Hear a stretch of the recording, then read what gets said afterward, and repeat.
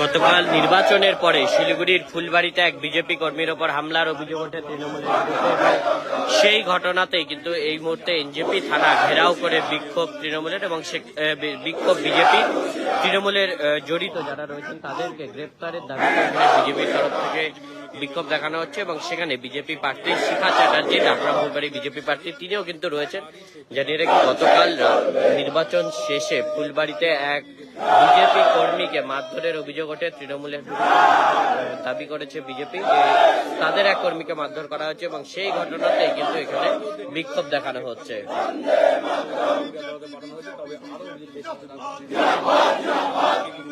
গ্রেপ্তারের দাবি জানিয়ে আসছেন।